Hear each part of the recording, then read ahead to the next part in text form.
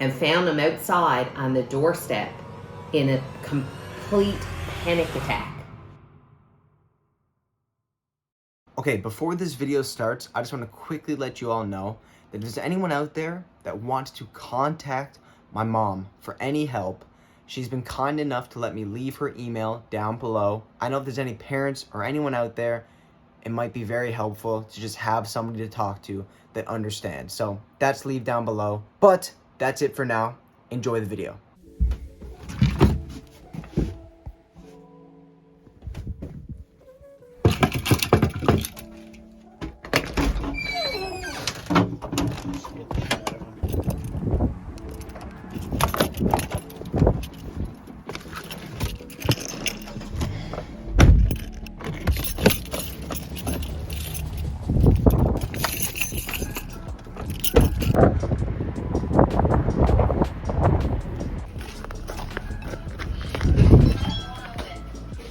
An order for Justin? Justin? Yes. Thank you very much. Have a nice day. You too.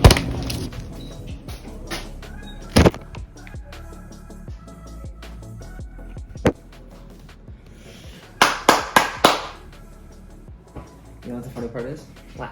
You don't know how I started these. No.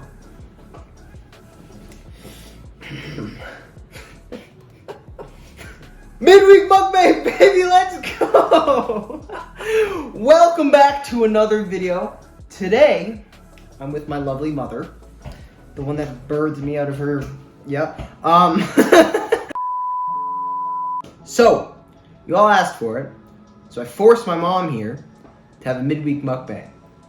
This is going up before you see my travel vlog, so you're kind of confused why I'm not in my normal hole in the wall back in Halifax. I'm back home for the summer, so that's why everything looks different. But that's besides the point. What do we have on the docket today, Mom? We have sushi. So we got Tuna? 2 California rolls. We got a salmon avocado roll, and then we have a spicy tuna roll, which I'm gonna save for last because that one's my favorite. And I should say this is very weird because he absolutely hates tuna. From Yeah, a can. so I hate canned tuna. Canned tuna is absolutely vile. Like, if you eat canned tuna, like, you're going to the HE double hockey sticks. Like, on God, I don't know what's wrong with you. Like, you're just a cat. Really, you're just a cat. I'm gonna tell you guys a story. So, the first time Mom ever had sushi was in Dominican. So, she knew nothing about sushi at all. So, there was a big pile of this. It was probably this size. Yeah? It was probably this size, okay? Clearly. A Japanese restaurant. Yeah, in Dominican. It's wasabi, right? Clearly. Now, Mom has never had sushi before, so I told her that it was avocado, because I thought it would be funny for her to eat it. Mm-hmm. Not expecting that she'd take, like, the whole entire thing like this and put it in her mouth. Because I love avocado. Thinking it was avocado. Pretty sure, you know, I slept on a beach that night. I don't know what it is. I like it. Like, Don't you find it hot? no, because it, like, it's not hot. It's just, like, it clears out your sinuses. Because Right? it's spicy. But it's just, like, it's a quick spice. Like, it's gone Yeah. and, like, spicy. Clear out the sinus. Gone. Like, it's, like, that fast. But, like, you feel it in your nose, man. It's good, though. So, I talk a lot about my past, right? Because I try to use this to help people that are struggling. So, I thought it would be a good idea for you to come in and talk about what it was like from the outside. Because I don't really know. Because I'm sure there's a lot that you couldn't tell me. Right. Which you had to keep from me and stuff. And I think, like, I'm sure there'd be some parents and stuff watching that would, you know, if their kids are going through it and stuff like that. Like, what tools, like, helped you Yeah. to, you know, get through it? First bite. Salute. Salud. Yeah, so when Justin started, you know, wanting to lose some weight, I mean, Justin was probably, you know, he was very athletic, but, you know, on the chunky side compared to a lot of his friends. So it really didn't hurt him to maybe lose, you know, 15, 20 pounds. And, you know, it was very slowly happening. And it wasn't until obviously we started seeing, you know, lunches being packed to salads being packed. And then it became sort of an addictive behavior that he looked great and he was at a weight that was healthy for him, but he couldn't stop. He couldn't figure out how to maintain. And we knew then that there was, some patterns that we were starting to get worried about. Long story short, off to the family doctor we go on a Friday. Monday we're at the clinic, diagnosis done. The thing I gotta ask is, when we went to the doctor, did you think then? Yes. You did?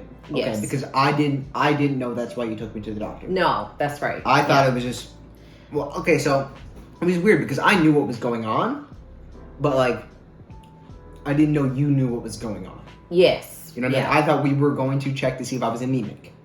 Right. Right? Oh, okay. No, I wanted to go because, again, I was getting very concerned with the addictive behavior of the counting the calories and then the amount of food that was going in and starting to see your lack of energy that was going on. Yeah. So there was, triggers and signs. So, when we went to the doctor and we had the diagnosis, I mean, both of us cried a lot of tears. That was a rough day. That was a really rough day because obviously, it's the deadliest mental illness that someone can have because you can't survive with an eating disorder.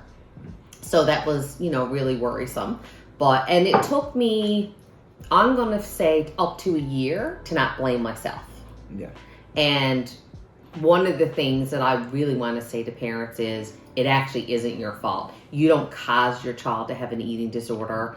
I thought I used to blame it on myself because I'm overweight. And maybe because you saw me so often, you didn't want to turn out like me. And, that was really hard. But it, at the same time, and you talk to therapists and you read a lot about it, parents who care for the children, provide for the children, meet their needs of food and health, you're not the cause of someone's eating disorder. And the eating disorder creeps up slowly over time. So it really does look like, and if you were a little boy where I was still giving you your meals every day, that's different. But you're a teenager. Often you don't eat breakfast, not uncommon. You go for lunch. People eat after a while, they don't want your parents, having meals. Sometimes, come home for supper. Not all teenagers want to eat what you got. So don't ever think it's, unless you're truly depriving your child of resources to food, an eating disorder is not something that's caused by poor parenting. That's the biggest thing that I had to get over. Yeah. And the other thing was how it was just so important to make sure that you were getting to your appointments. Yeah. As much as you hated going to see a dietitian, as much as you hated to see a therapist, it needed to happen. And there comes a point in parenting in general where we have a great relationship. And we can sometimes be each other's best friend, but there's lots of times as you're raising children, you're not your child's best friend. You're your child's parent at the end of the day. So tough love has to happen. So getting you to these appointments and me attending these appointments were huge. Because not only... We went 3 times a week? 3 times a week to the Janeway. A lot of time off work. A lot of good appointments and a lot of really poor appointments. A lot of arguing in the car on the way home. Because of the anxiety, of you not wanting to go, or maybe what they talked about and you had to open up and kind of admit to some things that you might be doing. It was really hard to watch them weigh you, where you had to turn around and not be able to look at the scales. And it was just the things around the house that you guys had to do. You had to hide the scales. Oh yeah, we got rid of them. Yeah. But yet you keep buying more. Oh yeah. We got rid of food scales. Everything in our fridge, there was no low fat. There was no fat free. There was all full fat. It's difficult. It is difficult because there's things you have to do to get the weight on, but it's you're also creating bad mindset and habit at the same time. If you think about really there's nothing wrong with those things, right? If you're a healthy individual, right? I still count my calories now, right? I go to the gym, I eat low fat things at some point and things like that, right? But it's but you got to remember, when you were at your worst, we were all in survival mode. And that's exactly what I'm saying.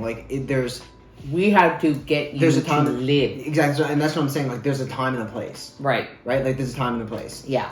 And I think like that was like one of my big issues because like I wanted to go to the gym and stuff like that, right? And I couldn't, and it was just that's like what. And obviously I couldn't at that point. No. Right, but a lot of it was that just like I know like the healthy habits. Like I know, okay, like this stuff is okay because like it is, right? Yeah. For healthy individuals, and what I couldn't comprehend is that I wasn't healthy. I wasn't a healthy individual. Mm-hmm. That's why it got me so pissed off and stuff. Is because like I couldn't comprehend that in my mind. That's right. Like I was like, no, like this stuff is like this is okay. Like counting calories and stuff, like it is okay because it is keeps you healthy, right? But I wasn't healthy. It keeps you healthy now because you know what you need to survive. Exactly. And your mindset is totally opposite of what you were. And the difference is like I'm not married to it anymore. No. You know what I mean? Exactly. Like that's the big difference. Like yeah. It's not like I have to count like every like there was like I would literally count every gram of things. Yeah. Like if I had if I wanted 100 grams of chicken and I had 101, I'd be picking off the little things. Yeah. You know? That's definitely, hard. And, again, you just got to stay strong and there's a lot of tears. You cry them when they're not around. And that's okay. Reach out to other parents that you might know or, having a supportive partner is huge. Like I wouldn't have got through it without Dave because there was days he found it hard to be strong and we all wanted to give in to you. Mm-hmm. There was days I wanted to give in and he was able to be strong. I had to go back to work after a while. Yeah. And Dave had to step in and had to be that parent. So let me just quickly say, Dave's my stepdad, by the way. Yeah. So when we eventually, Justin got hospitalized and we spent a month in the Janeway, which is our children's hospital here. And Justin was hooked up to a monitor that if his heart rate dropped below 35, alarms would go off. So I slept for 2 of those weeks next to him on a cot, not designed for sleeping in. Don't even call it a cot. Yeah, it was a chair that leaned back. It was a pull-out chair, a leather pull-out chair that was... not meant for sleeping on, but he wanted me there and I wanted him there. And I probably slept 4 or 5 maybe hours of the night because I kept watching the alarm and I was so worried that the alarm was going to go off and I would see it. Did you think I was going to die? Well, I didn't want you were in hospital because I knew they got you, right? Like after the hospital and you went home, then I was worried because there was no monitor on you anymore. And that's when I used to be worried that I used to come in the night times. I set my alarm twice a night to come check on you and check your pulse. Really? 2 o'clock and 4 o'clock. I was up because I was afraid that you might die because there was no alarms on you. Damn, I didn't know that. Yeah. And that's the things that you do, and sometimes Dave would get up and check because I was tired from being up. What'd you do? Come check my pulse? I would just come check and sometimes stare at your stomach and look at your coloring with my phone, that kind of stuff. So, but, and then when Justin got out of the hospital, I had to take over his menu planning. And this was so hard because he wasn't allowed to know what we were having. He wasn't allowed to know, really, to be in the kitchen when we were prepping. He wasn't allowed to go grocery shopping with us. He had to come down when the meal was ready, and he had to eat everything that he had in front of him, and we had to record what you ate. And that was hard. And one day, he came down and noted that Dave was cooking hamburger meat. We were making spaghetti. So we had a 4-week menu that we used to have to follow, which was a lot of work. I know the story. Breakfast, lunch, supper, snacks. And he happened to come down and eyed the hamburger paper, the plastic wrap, and noticed it was medium hamburger meat and not extra lean. Because again, we were trying to add in extra fats and so forth. And he left the kitchen. We didn't even notice he was upset. We were all just kept cooking and prepping and found him outside on the doorstep in a complete panic attack. We didn't know how he was going to get through the night because it was medium ground beef and not extra Well, lean. you saying that now is like, Yeah. oh But my God. anyway, we got him in. Bro, that kid back then, he needs some new problems. Well, Because if that was huge though, honey. I mean, holy you know, shit. it takes over your whole life. You were an extremely extrovert individual with no anxiety. The house was full all the time with friends, and you went from being an introvert, very shy, and we saw nobody. Yeah. Because when friends come, so does food. I actually touched on this a lot in the last video that went up. A lot of this about like it completely changed your personality. Oh my God. Altogether. Like, It was insane, you were man. always a little bit shy as a little boy, but like for like 2 minutes. But you were always the life of the group. Like, all the friends wanted to come here. Everybody had sleepovers at Justin's. You know, you were a huge athlete, good in everything you did. So, I mean, we were on the all-star teams. We were into everything. And all of a sudden, not only did your life change, our life changed, because we just went from menu planners and making sure food and grocery shoppers. There was no going out to see our sports families or getting to watch you play sports. It was just keeping you alive. Yeah. And the littlest things, like we used to have to make little goals. One goal would be for Justin to go out and have ice cream with me once a week. And most parents were like, is that much of a goal? That was absolutely a huge goal, because there was so long that we never ate with Justin. We barely saw Justin. So the fact that we got in a car and sat, and he probably had a scoop of vanilla ice cream, but he did it, and we did it together, was huge. That was on the outing. We went to McDonald's. Yes. Yeah. Yeah. Part of our outing in the hospital, Yeah. one of the goals were. But then we had some. Yeah. And, it got well, and then we slipped, and things started going back. And as he was starting to get better, he wanted control back again. He didn't want to be us menu planning and watching him eat and all that kind of stuff. And then, so, he's in grade 10 at this point. He's, again, not a little boy you can put up in a high chair. So you're doing everything you can, back to therapy, trying to figure out, okay, again, how do you tell a 16-year-old, no, you have to sit here? Like, what are you taking from him? Yeah. He wasn't doing anything. Yeah. There was no, we don't believe in grounding. We believe in discussions and making plans and what we can do to do better. And what was I really going to ground you from? You took everything already away from yourself. Yeah. So, it was back to therapy to figure out why you needed that sense of control again, and why you didn't want to be eating with us. Okay, so I'm running out of storage here, so we're just going to try to finish this up real quick. So, one more question, okay? Did you think I was going to recover? There's no doubt at the beginning, I was obviously very, very concerned. But the day you looked at me and said, Mom, I can't live like this. I'm sick of the energy, low levels, and I don't actually like the way I look anymore. I knew, because that means you had determination. Yeah. And when you're determined to do anything, you do it 150%. You were determined to lose weight at that time, and boy, you did a great job. So I knew you from being a child, that an infant even, that you were a determined person. So as soon as I saw that spark of determination, I knew he's owned it. It's in his soul now to get better.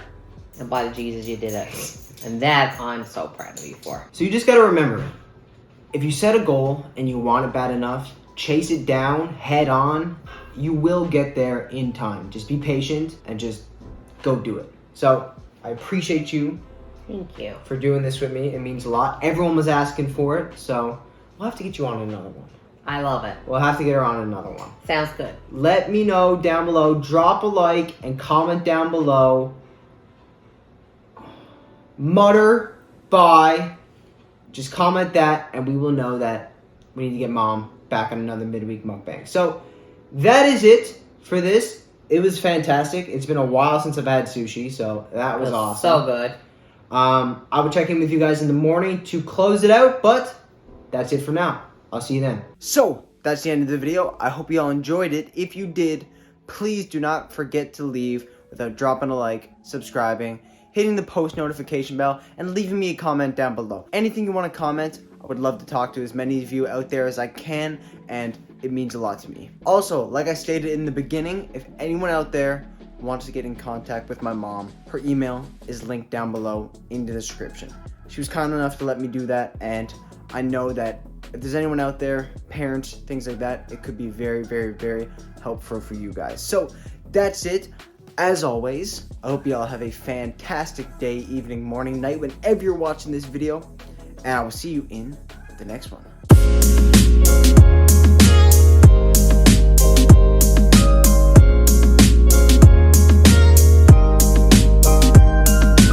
Hey there, just a final message that I want to say.